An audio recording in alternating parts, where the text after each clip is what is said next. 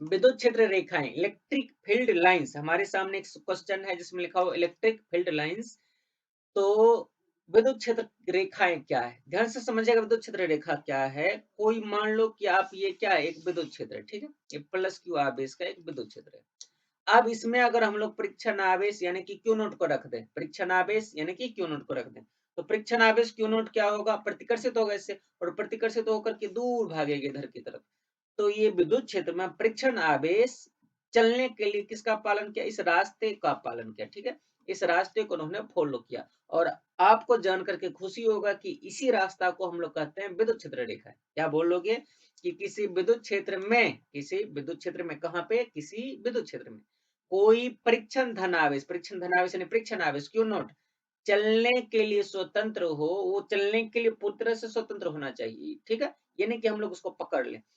तो वह जिस पथ से, तो वह जिस रास्ते से, जिस पथ से होकर चल सकती है, उस पथ को ही विद्युत क्षेत्र रेखाएं कहते हैं। कितना प्यारा सा डेफिनेशन है कि किसी विद्युत क्षेत्र में यदि कोई सूक्ष्म धनात्मक आवेश या परीक्षण आवेश चलने के लिए फ्री हो, चलने के लिए स्वतंत्र हो, तो वह जिस पथ से यानी कि जिस रास्ते से होकर के चल सकता है, उसे ही हम लोग कहते हैं विद्युत क्षेत्र रेखाएं, ठीक है।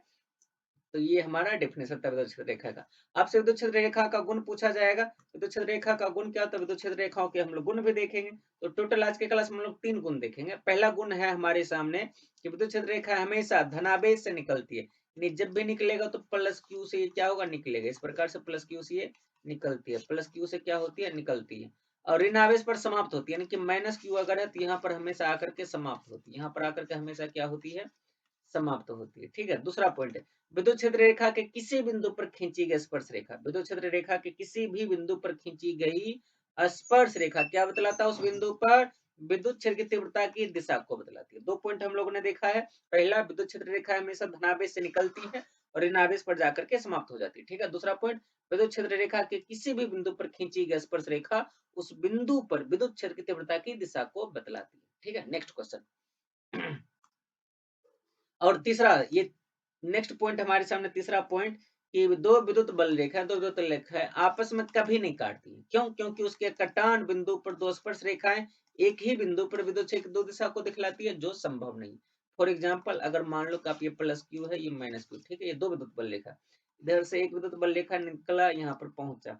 अब दूसरी विद्युत बल रेखा इधर से निकल रहा और आप अगर बोल रहे हो कि इसको कट करके यहाँ पे पहुंच गया, ठीक है। तो यहाँ जो इसका कटान बिंदु है, इस जगह पर हम लोग, मैं एक बार फिर से खींच देता हूँ, ठीक से खींच देता हूँ इसका डायग्राम साफ साफ। मान लो कि एक और विद्युत बल रेखा यहाँ से गुजरा और इसको कट करते हुए ये यहाँ पर आकर के कट कर गया, यहाँ पर आकर के खत्म हो गया, ठीक है।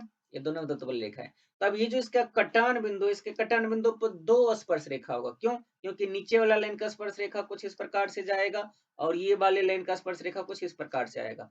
तो यहाँ पर, और हम लोगों ने अभी थोड़ी देर पहले पढ़ा था दूसरा पॉइंट में कि विद्युत क्षेत्र रेखा के किसी बिंदु पर खींची गई स्पर्श रेखा उस बिंदु पर क्या बतलाता है? विद्युत क्षेत्र की तीव्रता की दिशा को बतलाती है। तो यहाँ पर एक ही बिंदु पर विद्युत क्षेत्र तीव्रता की दिशा इधर भी कह रहा है और इधर भी कह रहा है, जो कि संभव नहीं है, क्योंकि एक ही बार में एक ही परीक्षण आवेश दो दिशा में नहीं जा सकता। इसलिए याद रखिएगा कि दो विद्युत क्षेत्र रेखा एक दूसरे को आपस में कभी नहीं काटती, ठीक है।